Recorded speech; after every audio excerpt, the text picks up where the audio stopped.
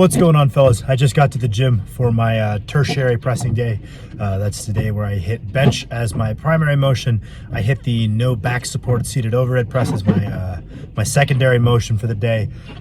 Normally, I like to do a behind the neck Smith press in that exercise slot, but since moving here to wonderful Montana, we got a nice snowstorm going on right now. It's midday, not that you can tell from the level of light out there, but since moving here, we do not have a Smith machine right now, so I figured this would be another pure vertical press. No ability to lay back, keep things pretty strict.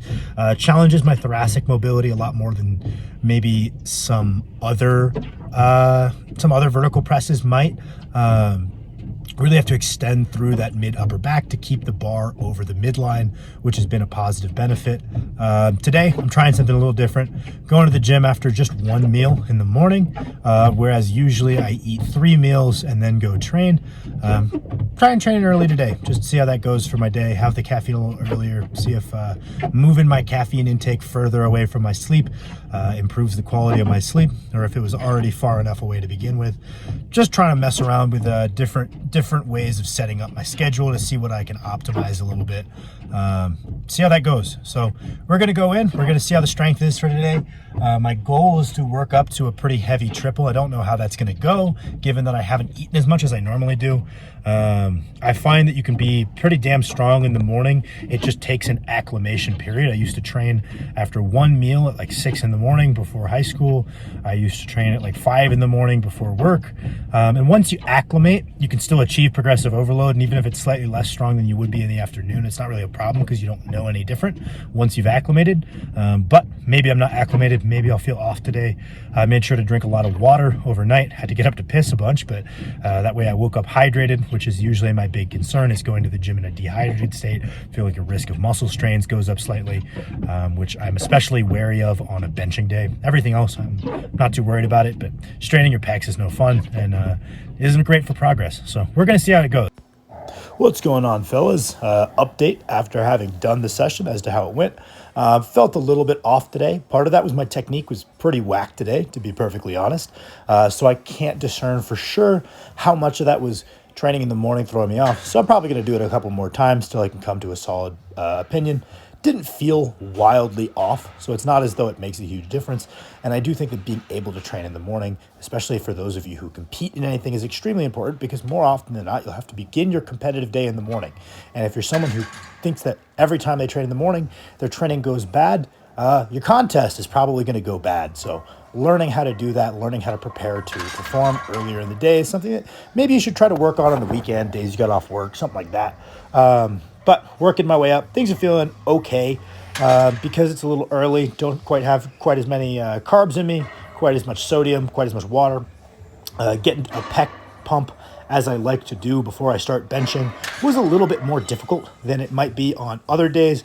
But all in all, things were going okay. Form was just feeling a little off.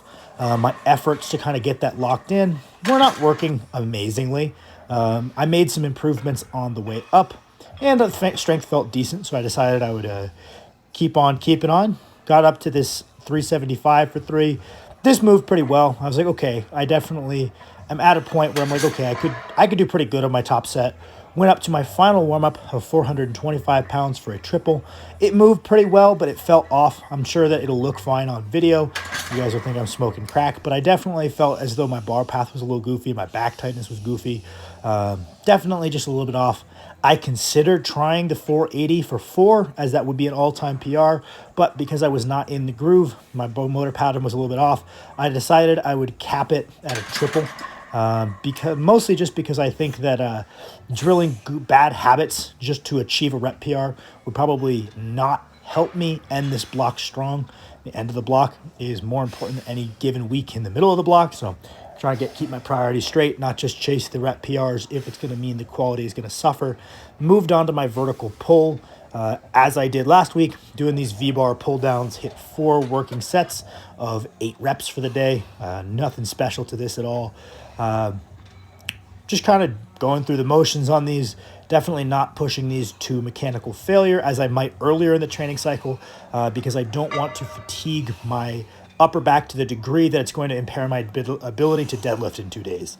So just kind of bearing that in mind, doing enough to drive a bit of adaptation, but not burying myself as I might find beneficial early in a training cycle in a hypertrophy phase, where impairing your performance later in the week isn't the worst thing in the world because no one session is so maximal that you have to come in at 100% to perform, unlike the end of a block where that is the case now and then. I moved on to these no back support seated overhead presses, just kind of getting moving, doing a little bit of behind the neck pressing. I can tell that those haven't been in my program for a little bit because my mobility has gotten worse. Definitely want to get back into the behind the neck presses, but I'm not a huge fan of doing them on a barbell.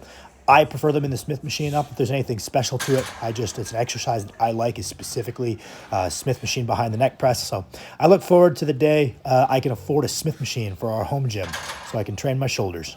People talk shit about the Smith machine all the time. Seems to be a bit of a meme. A lot of the people with the strongest shoulders in history use the Smith machine on a regular basis to develop their shoulders. So I'm not too worried about the people who are like, pressing in a Smith machine, lame, right? If it's good enough for Big Z, good enough for Eddie Hall, I think I can deal with it. I'll suck up the criticism if that makes my overhead press get that strong. That'd be pretty sick. So we worked up to this 260 triple. God damn, these are hard. I'm still getting into them. I'm sure I'll get a little bit more newbie gains on these before I have to start actually eking out real progress, but putting in the work, gonna see where I get on those. And then I ended with, I didn't end. My last main compound motion was my horizontal pull, where I did these prime chest supported rows, worked up to 5 plates for 18. I've just found that for this exercise in particular, keeping the reps above 12 all the way up to 30 and working hard tends to yield me better results than going a little bit heavier and taking like a heavy set of 8 to 12 to failure. Just feels like I have form breakdown or I use a substantial weight, one or the other. I don't get to do both like I might in a set like this. And then didn't show at the end, hit some tricep press downs, external rotations, and then reverse grip curls for my wrists. Thank you guys for watching my video. Appreciate y'all.